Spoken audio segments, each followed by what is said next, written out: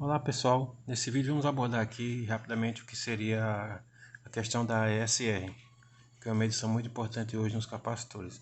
Então, antigamente fazia essas medições apenas com os capacímetros, tá? O que dava as informações sobre a capacitância, mas não a questão da resistência em série equivalente, que é o ESR, né, do inglês Equivalent Series Resistor. Então, essa é uma grandeza que é muito importante em medição e que foi a partir dos anos 80 foram surgindo circuitos para medição das ESRs e hoje ganhou uma grande popularidade. Então existem muitos medidores de ESR, tá? Que foi desenvolvido inicialmente por um engenheiro e ganhou popularidade e a partir disso aí muitos equipamentos surgiram para a medição da ESR. Então isso é uma coisa que já não surgiu agora, isso já vem desde os anos 80. Então, o SR praticamente pode ser, basicamente, é a resistência total a ser em fase de um capacitor. Tá? Então, para essa questão da fase, significa que a corrente e a tensão, se forem medidas a partir forem medidas na componente resistiva SR, ela vai permanecer em fase, elas vão permanecer em fase, ou seja, tanto a corrente e a tensão elas estarão em fase entre si. Tá? É como se aqui SR fosse uma resistência pura, ou seja, não causasse defasagem. Tá? Então, na questão, quando falamos que os elementos estão em fase, nós estamos falando que corrente e tensão estão em fase, tal que é a característica de um elemento resistivo puro, como já sabemos disso. Ou seja, isso aí não teríamos nem uma reatância ou elemento resistivo de capacitivo ou indutivo. Tá? Então seria uma consideração de um fenômeno resistivo puro. Então a SR praticamente ela é constituída pela resistência DC dos terminais, tá? A resistência DC das conexões para o dielétrico. Estamos considerando que nós temos estamos falando de capacitor, onde nós temos as placas e o dielétrico, então ele tem as conexões. E as placas, a resistência das placas do capacitor e a resistência em fase AC do material dielétrico, tá? Isso para uma frequência e uma temperatura particular. Lembrando aqui que temperatura e frequência são dois pontos chaves que já discutimos aqui, parecido com o que acontece com os semicondutores, tá? Então, se tratando de capacitores, essa questão da frequência e temperatura é um ponto chave. Lembrando que a temperatura e a frequência eles influenciam muito no ESR. Tá? Para você ter uma ideia, até a temperatura de armazenamento ele influencia no ESR. Então temos algumas considerações que são levadas, que são feitas quando se fala de medições de ESR. A primeira delas é utilizar uma alta frequência, de forma a anular a capacitância reativa. Então, isso traz uma vantagem que permite determinar, ou seja, descobrir defeitos em capacitores abertos, tá? dentro da escala de especificações de capacitância. Tá? Isso é importante. Simplicidade no circuito e baixo custo.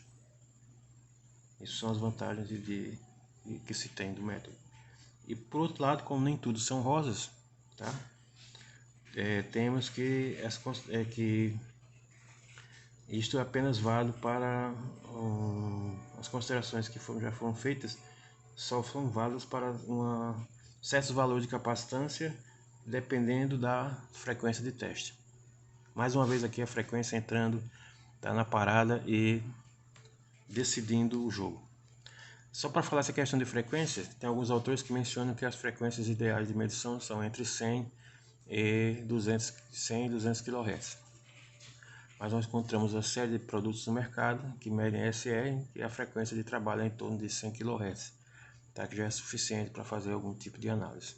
Embora alguns autores considerem que essa é uma frequência que é muito, praticamente não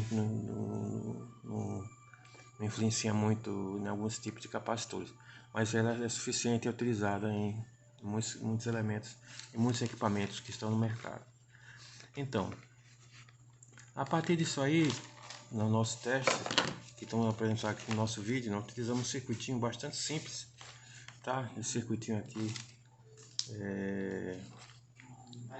antes de sair, eu queria apresentar um desenvolvimento matemático que é interessante para a gente entender de onde vem essa questão da SR.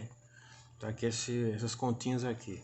Então nós temos, vou puxar aqui um pouco mais para trás para vocês verem, onde nós temos a representação do capacitor, X de C é a capacitância reativa, Z de C é a resistência AC total, S é resistência equivalente série equivalente, a capacitância em farads, F é frequência. Então, se considerarmos que a reatância capacitiva é igual a zero, ou seja, lembrando que à medida que a frequência aumenta, isso aqui tende a zero realmente, tá? Porque vai aumentar esse valor aqui no denominador, isso aqui vai tender a zero, tá?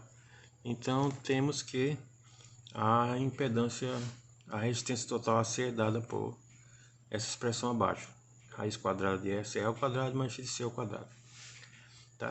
Considerando que x de C é igual a zero, nós teremos que agora que Z de C é igual a raiz quadrada de SR ao quadrado, que no final vai dar aqui Z de C igual a SR, ou seja, a resistência AC total é dada pela resistência em série equivalente. Então isso é uma importância, é importante entender essa equação para interpretar o que acontece, tá, lá com o nosso capacitor e a importância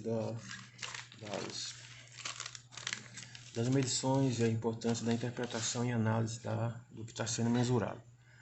Tá? É importante conhecer esses pormenores, não só ficar apenas no valor da leitura e ir lá para a tabela e comparar se o capacitor está fora ou não. É importante entender o que está por trás daquele número que vocês estão medindo com o medidor de ASR. Então tem toda essa filosofia, tem toda essa teoria por trás do entendimento daquele valor.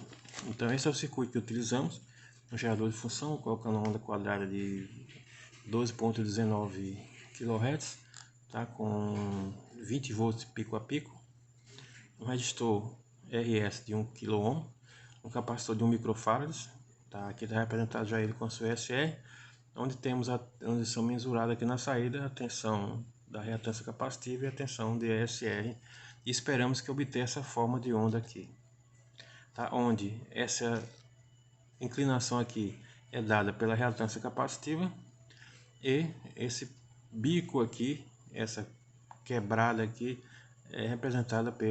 representa a tensão ESR. Então vamos ver aqui na prática no osciloscópio se isso realmente está acontecendo. Tá, então vamos inicialmente no canal 1 colocar o sinal de entrada. Então esse é o sinal de entrada. Temos um sinal com 10 volts, sinal de onda quadrada, 12,18 kHz, 10 volts de pico, 20 volts pico a pico. Este é o sinal de onda quadrada que estamos colocando no sinal. Esse é o sinal que vai ser aplicado ao circuito.